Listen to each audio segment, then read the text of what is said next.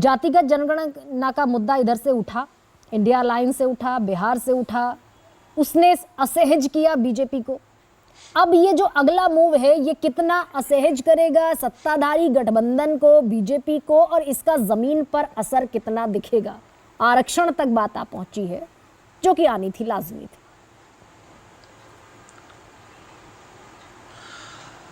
देखिए, जातीय जनगणना ने बीजेपी को असहज तो किया है, और असहज करने का की एक और वजह है, इन दिनों जब हमने अलग अलग राज्यों में सर्वेक्षण किए और यहाँ ये इन राज्यों में ये पूछने की कोशिश की जनता से, आम जनता से, रैंडमाइज सैंपल, कि भाई आप जातीय जनगणना होने का समर्थन करते हैं या विरोध करते हैं? आप चाहते हैं कि आपके राज्य में जातीय जनगणना हो?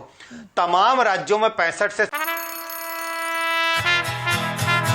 ला, ला,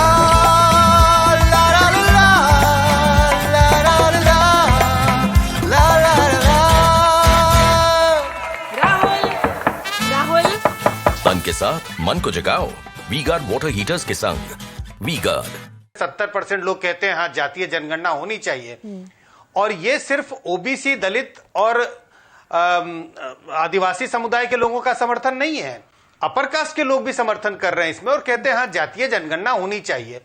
तो अगर इस फैक्ट को देखेंगे तो बीजेपी और असहज होगी। और आज जो विधानसभा में, बिहार के विधानसभा में जिन चीजों की चर्चा हुई, आर्थिक स्थिति का जिक्र किया गया अलग अलग जाति के लोगों का, मुझे लगता है ये बीजेपी को और असहज करेगी, रूलिंग पार्टी को और असहज करेगी। काफी हद तक मैं केसी त्यागी जी की बात से सहमत हूं कि प्रधानमंत्री और नो प्रधानमंत्री एक बड़ी पहल है।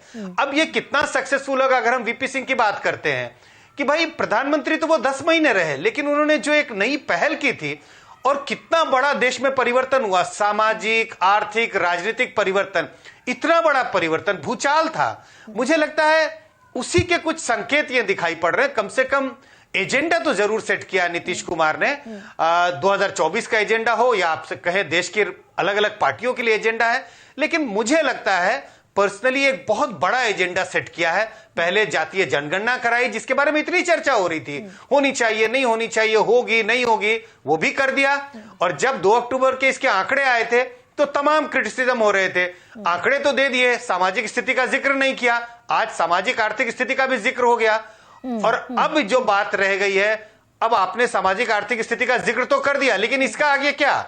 मुझे लगता है नीतीश कुमार इस पर आगे बढ़ने की कोशिश करेंगे। बार बार इस बात का जिक्र हो रहा है, 50% की सीलिंग है, 65% की सीलिंग है। मुझे लगता है नीतीश कुमार इस पर आगे बढ़ने की कोशिश करेंगे, और वो बढ़ेंगे तो ये एक बड़ा कदम होगा। और दिल्ली में पोजीशनिंग की तैयारी 2024 की राजनीति में एक परिवर्तन के संकेत है, परिवर्तन के संकेत। गुरु प्रकाश, बहुत छोटा सा कॉन्क्लूडिंग रिमार्क, आरक्षण पर आगे बढ़ेंगे, जातिगत जनगणना पर आगे बढ़ेंगे, और वो जो समय जिसकी बात करते हैं आप, समय बिहार में आ गया, देश में कब आएगा? नहीं, देखिए, मुझे लग रहा है कि आज नीतीश कुमार जी को कुछ लोग भारत रत्न देके ही मानेंगे। उन्होंने काम हालांकि ऐसा किया है, जिस प्रकार उन्होंने बिहार की महिलाओं को तार तार किया है, अपमानित किया है, इससे ज्यादा दुखद और कुछ नहीं हो सकता है। लेकिन जहां तक आरक्षण का विषय है, देखिए गरिमा जी, देश के लोगों को स्पष्ट पता है, देश के पिछड़ों को स्पष्ट पता है। कांग्रेस पार्टी के लोग तमाम बातें करते हैं, थोड़ा इतिहास में झांक करके देखने की आवश्यकता है। हम लोगों ने पहले भी कई बार डिस्कस किया है, फर्स्ट बैकवर्ड क्लासेस कमीशन हो, बस्ते में डाल दो, सेकंड बैकवर्ड क्लासेस कमीशन हो, बस्ते में डाल दो। और अभी आरजेडी के लोग कह रहे थे जमीन देंगे, अभी कल ही सीबीआई ने चार्जशीट तय किया है। पहली बार भारत के इतिहास में बिना एडवर्टीजमेंट की नौकरी दे दी गई, और उन्हीं अति पिछड़ों से, उन्हीं गरीबों से आपने जमीन लिखवा लिया।